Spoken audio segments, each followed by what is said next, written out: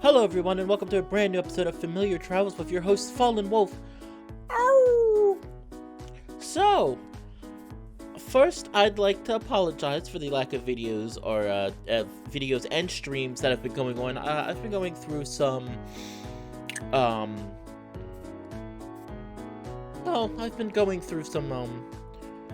mental troubles and trying to get myself back into a routine of once again recording videos, editing them, and that kind of thing.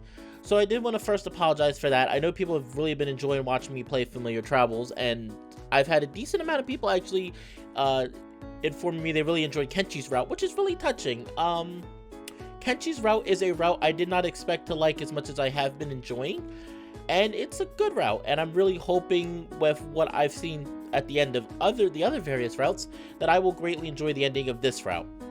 Despite the fact knowing where it all ends up at the very end. So today we will be continuing on. I will be continuing on with Kenshi's route. Last time, hold on, day 6.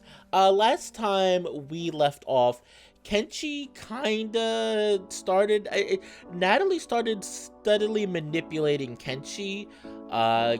Kenshi lately has been kind of making changes towards the cafe. She's been trying to show that she's adept at handling the cafe while Happy's been on vacation, but she's kind of, a lot of her ideas have kind of been making things worse. And to the point, not only that, she's lost all of her friendships, essentially, except the one that she has had with Hiro, who's stuck by her because she's been letting Natalie slowly emotionally manipulate her into allowing her to make the cafe essentially a kind of meetup spot for the Nameless, who are the bad people of this visual novel, who are essentially the subordinates of the main villain for this series. So I'm curious to see where things go. I really like Kenshi. She's really sweet.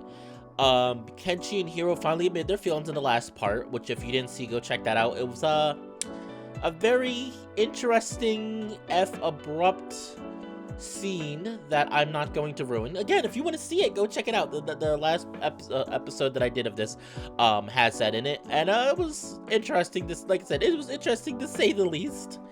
But with that being said, though, I'm going to get right into the swing of things. Like I said, I'm going to continue. I at least will be finishing up Kenshi's route. I am curious to see if people want me to continue doing this visual novel. As I've said before, it was brought to my attention that the creators of this visual novel had some not so good things happening behind the scenes, and it's made me a little uncomfortable continuing to play this visual novel. But I thought, at the very least, I've already purchased this game and played it to the point I couldn't return it anyway, so if nothing else, I can at least share it with other people and let them say how they feel about the visual novel, and for them to save their money, because I mean, I'm playing the visual novel for you. I'm doing my own voices, my own lovely voices for you guys. So I mean, what else is it better? It's like watching a movie. So for this episode, once again, sit back, relax for the next 30 to 40 minutes while I go through the lovely adventure that is Kenshi's route of Familiar Travels. I open the door, stepping up to the counter. Of course, Kenshi is there, perhaps a little more manic than normal. I wonder what the talk of the cafe is today. Hiro, how are you today? I'm good. How are you, Kenshi? Well, I guess you could say I'm a little on edge. Profit slipping? Kenshi laughs for a moment, and I join in. We both know she's not too worried about that. No, it's something else. Here, let me get you to a seat first. Kenshi brings a menu with us as we walk to the nearest empty booth. The cafe appears to have a typical crowd. Older folks, some professors I recognize. I sit down and Kenshi puts down the menu in front of me, taking the seat opposite. Happy comes back late tonight, which of course I'm excited for. Right. 2 workers quit yesterday, or at least I think they did. I'm not too sure where they went. Maybe it had something to do with the cork boards over there? I motion to the cork boards, with the faces of the employees and the amount of stars they've earned for the week. Maybe it wasn't a great idea, but business really is booming. Hiro, I just need some way to make up for that extra labor. I think she meant lost labor? I think. The two of us pause before Kenshi looks towards me expectantly. Really? She wanted me to help? Kenshi, I don't know. Oh, please, please, Hero. I don't ask for much, and it would mean a lot to me. Well, alright. What needs to be done? Thank you so much. Right now, I just need dishes collected from tables and brought back to the kitchen. Yeah, okay. I'm not sure why I'm doing this. I leave the menu on the table as I get up, moving around the cafe and collecting up spare dishes. Some of the guests give me weird looks. I feel like Sitsi or Cash or someone. Hey Kenshi, I did the dishes thing. Got them all. Okay, great. Next, I just need the corkboards tidied up over there. Maybe take the faces off and scatter the stars around? I thought you'd never ask. I move behind the counter to the corkboard wall, unpinning the pictures of the employees and chucking them into the nearby trash bin. I noticed that only 2 workers had got down to 3 stars. Didn't Kenshi say 2 workers went missing? I arranged the stars randomly at first, but then started making some constellations I'm familiar with. Wait, no, well, marginally familiar. Kenshi, corkboards are done. Can't we find someone else to help? This is tough work. I'm afraid not. Cash is the only one of our friends who comes around here, really. Oh, well, okay. What else needs to get done? Just the trash. The trash bags are right there behind the counter. Can you bring them around back to the dumpster? So I'm the trash person now? Alright, last one. I grab the bags of trash and briskly walk out the back door, checking the bags in the dumpster. I turn around and head back in. Maybe I really should get a job here. Doing fast-paced work has a kind of exhilaration to it I never knew about. Oh great, you're back. No more, Kenshi. No more. No, I just made you some coffee, Hero. I left it back at your booth. Oh, thanks, Kenshi. No, thank you. Happy's gonna be really glad to see this place in good shape. Aww. I smile before heading back over to my booth. The coffee in front of me is hot, but not too much so. I drink it quickly, waving to Kenshi before walking out the door. See, now this is what I would like to see more of in the series. I think Kenshi's route would have been a little more better. Not that it's a bad route, but I think it would have been a little more interesting if early in the route, Hiro decided to work at the cafe to spend more time with Kenshi, because it's hinted at and then outright said later on, pretty early in her route, that she's always so busy working at the cafe, it doesn't leave her a lot of time to spend with her friends. And I think that would have been an interesting thing if Hiro was like, I feel really bad for Kenshi, she's always working so hard, she's such a hard worker. What if I work at the cafe not only to help her, not only to spend time with her, but also to help her out? And then that would have been, you would have got a lot more interesting dynamics with that, especially when Hiro gets to see firsthand like the way Kenshi starts acting as she tries to implement these different ideas and rules for the cafe. Especially if you started as a worker while Happy was still the acting manager before she went on her vacation. That's just my opinion. Like I said, the story's already been written, and I didn't write the story, and I'm not saying anything negative about the people who worked on the story, because I do enjoy there are elements of the writing I enjoy. While I find issues, I also greatly do enjoy the writing to an extent. So, I'm not going to say anything bad about the writing. I smile before heading back over to my booth. The coffee in front of me is hot, but not too much so. I drink it quickly, waving to Kenshi before walking out the door. I hope Happy is content with the condition of the cafe. Part of me is scared she won't like Kenshi's changes, but then again, business is going quite well. Okay, that was quick. Night 6. Oh, this is that night. Okay, everyone, I'm going to be skipping this night. Night 6, essentially what happens is you get the reveal of the main villain or entity that is kind of screwing things up for the realm of Vanaheim and the school specifically, and a very major entity that's essentially a Cthulhu-like creature. You get that, and it talks to Hiro, but I've already done this for the first route, which the first route was Pose. I don't remember the exact part, but if you really want to check that out, I would just check out Pose route, because nothing really changes with the dialogue. It's not like you get different dialogue depending on what route you play, so you should be checking that route out anyway, because Poe's route I love. Oh, Poe, you're so... Ooh, Poe is so... Great. But just in case you want to know what really happened, it's not really, gonna be honest, it's not really that quite that important to the story for the most part. But anyway, I will see everyone in the next part as I pass right over the meeting with the Cthulhu-like entity. Day 7. Alright, and we are back, everyone. Welcome back. Back to day 7. We're almost done. I believe there's 8 nights in part 2. So I'll probably do this day, and then I'll call it, because I don't plan this video being that long. I know some of my videos tend to be pretty long, so I do want to make them a little bit shorter. So I'll probably do this part, and then we'll move on. And then I'll probably stop. I'm probably going to keep this video around probably about 30 minutes, a little bit shorter than the usual ones, because you know.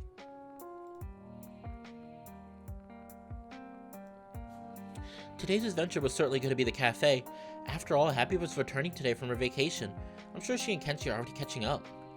As I walk up to the cafe, I can already see Kenshi standing outside. But something doesn't look right. Her head is hung low and she's shaking pretty hard. Hey, Kenshi, is something wrong? Is Happy back too?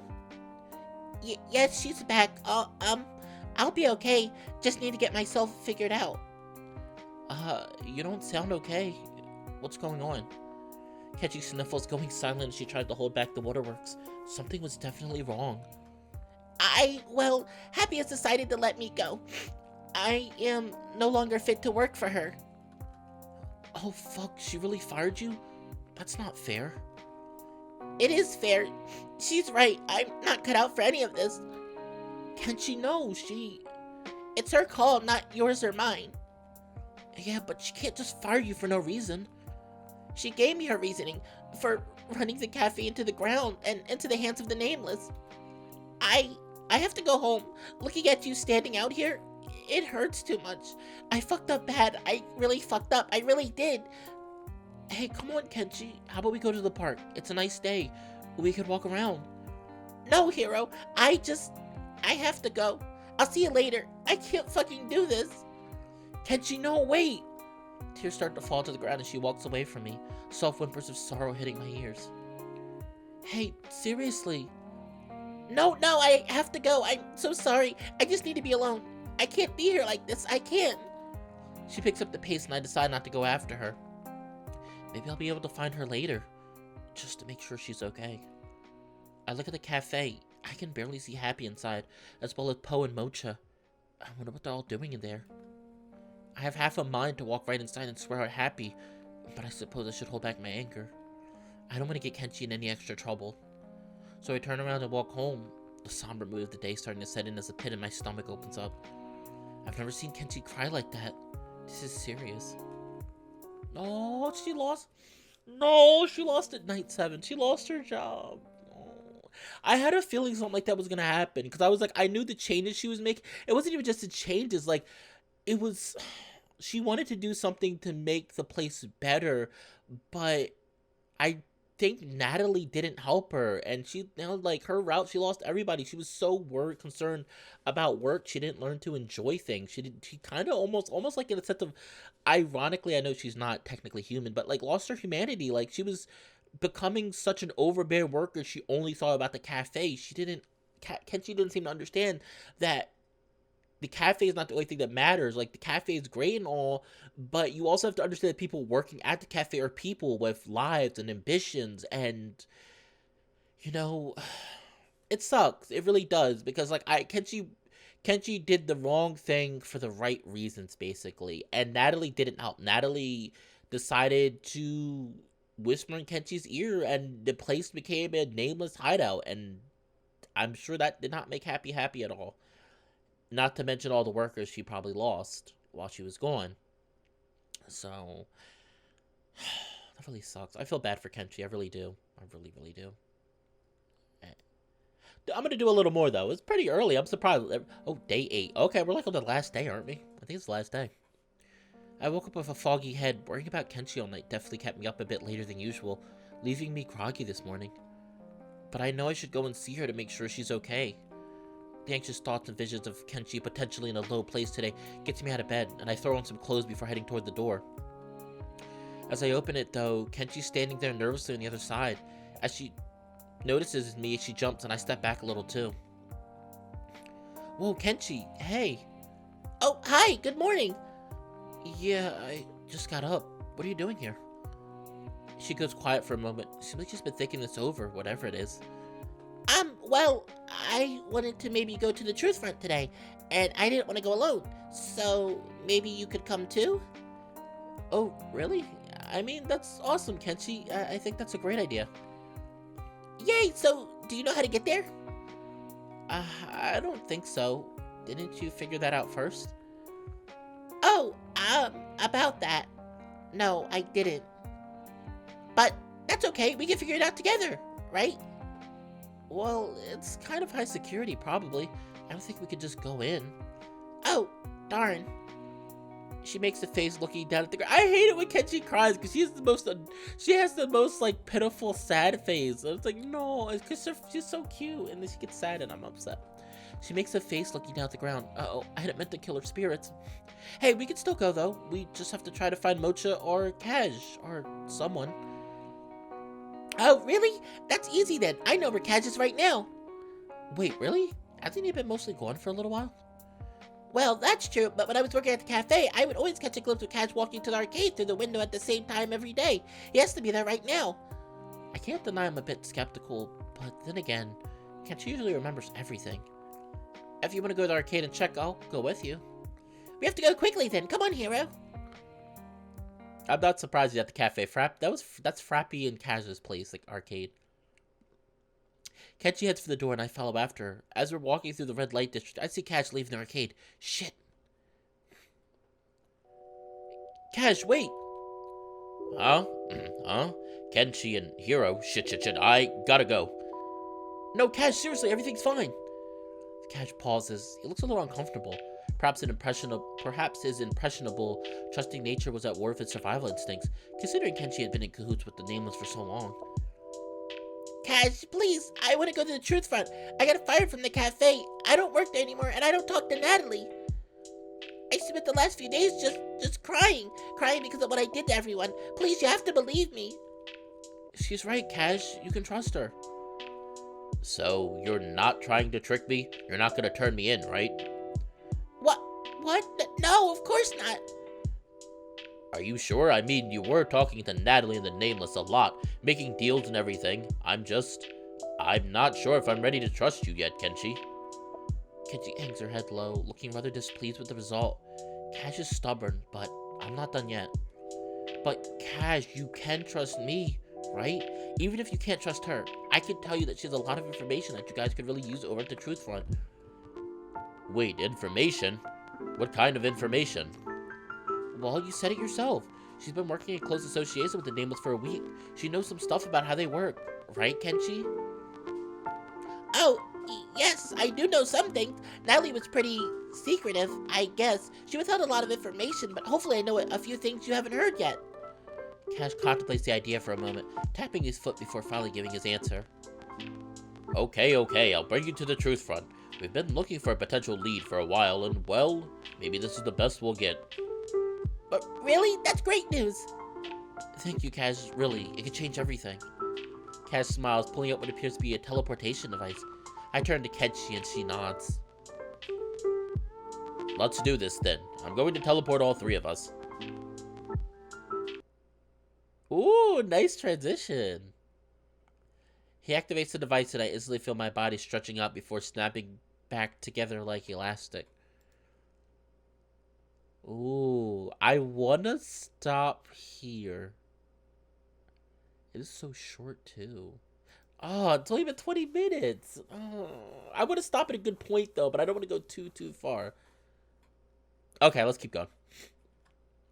In less than a second, my surroundings have changed completely. We're at the hideout. I'm gonna keep going for a little bit longer. The first person I notice is Murphy, who turned toward us at the moment of teleportation. Then I see Mocha right next to him, who also turns around.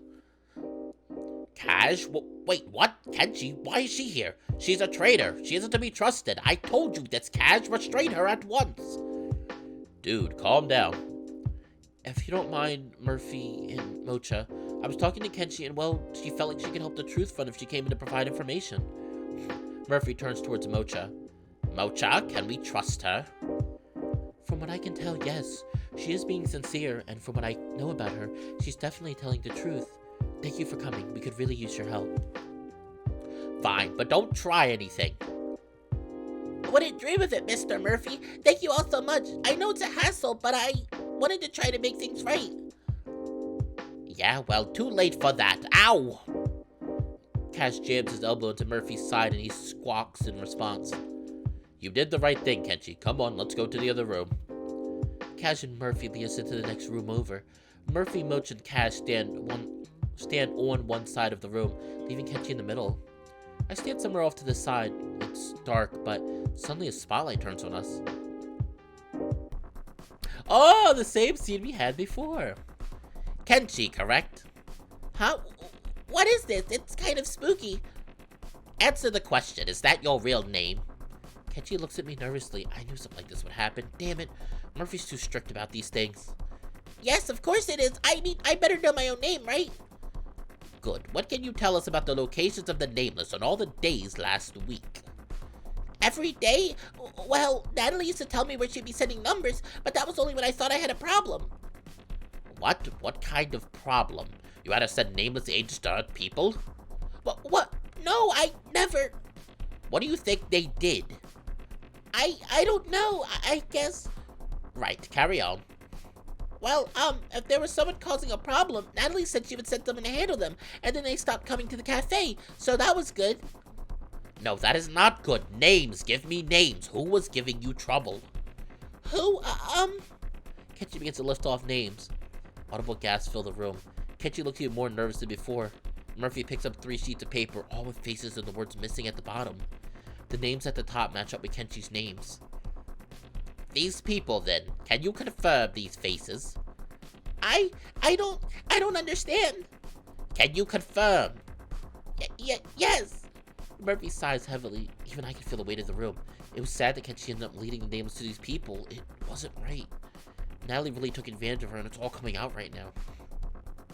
So we can now link the Nameless with these disappearances directly. That's important. Did you send Natalie to kill anyone else? Any more names? Kill? No. You have to tell us. This is extremely important. Tell us now. Murphy, you're scaring her. No, I don't care. This is important. If there's other people who have been killed, then we need to know. I don't like this anymore. Kenshi, please. I know it's hard, but... Hey, I never said you could talk, hero. It's best if you keep quiet. It'll make things a lot easier. Kenshi looks at me again, and I feel my heart sink deep into my stomach. I feel so helpless. How could he say that? Then I'm making things worse. He's the reason she's not talking. Well, I think, and I almost told her Sitsi, and then I got fired. Gasps fill the room once again, and Murphy's brow furrows. He shakes his head firmly. I'm shocked. Would Sitsi really have died if Kenshi told Natalie about her? What? Kenshi steps forward, walking right up to Kenshi. Despite his smaller size, he seems to intimidate Kenshi quite a bit. I instinctively step toward them, but I know I can't get involved. Really? Really, Kenshi? Fucking seriously? Sitsi? You were going to send them after Sitsi. That's fucked. That's so wrong. Kenshi gasps, but Mocha steps forward to grab Kad's shoulder. However, he shrugs her off and moves his shoulder. No, stop, Mocha, stop! Kad reaches his backpack, pulls out a blue shirt, holding it up to Kenshi. What the fuck is this? You know what this is. I know you do. This is our shirt. You, me, and Sitsi. We were supposed to fucking be friends. Friends! I'm sorry. No, you don't get to be sorry. You wouldn't have gotten to be sorry if she was dead either. What would I have done then? Should I have crossed her face off the shirt with a big black permanent marker? Maybe I should do that now, because clearly she's not your fucking friend anymore. You stabbed her in the back, and I bet you would have stabbed me in the back if I didn't have to spend so much time here. I mean, I'm twice as fun as Sitsi. I do all kinds of pranks. I would have been the first person you got fed up with. I could have been dead too, Kenshi. You could have fucking killed us both. So what was it all for? What the hell was it for? Cash throws the shirt at Kenshi, who's basically on the floor sobbing at this point. My heart is skipping beats like it's no tomorrow. I have to do something. I have to, but I just can't. Kenshi has to deal with the guilt. That's just how it goes. This is unnecessary. We don't need to put her through more pain. Really? She basically killed 3 people, and there could be more. I think she deserves to know what she fucking did. I understand that she's an easy target, but she's not the main enemy. Not by a long shot. So please, I think it would be best if we continue this without letting our emotions get in the way.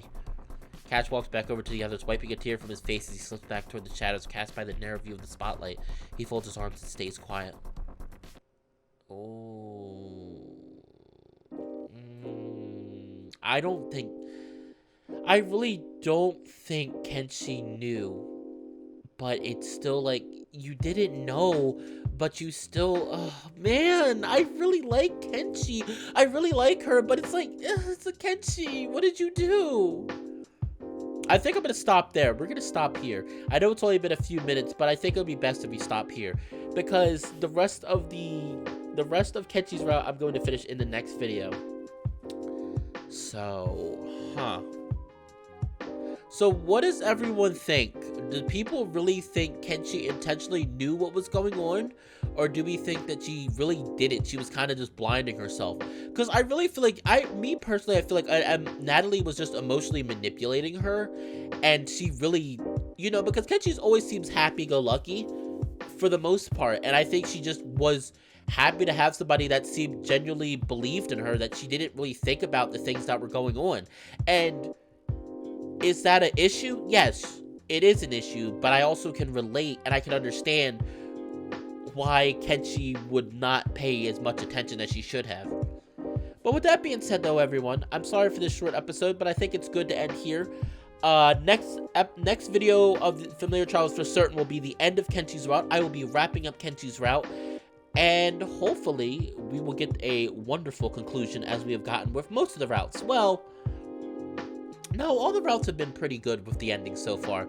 Well, no, Poe's ending I didn't like. Poe's ending was weird. I did like, but Kaj's route ending was really good, and Mocha's was pretty interesting in the sense of a revolution. And Kaj's route was good. I just didn't like Poe's ending as much as I like the character. So maybe we'll see if Kenshi's route, as much as I have been enjoying her route, ends up having a good, satisfactory ending. But with that being said, everyone, thank you so much for stopping by the video. I really appreciate each and every one of you that stops by these videos.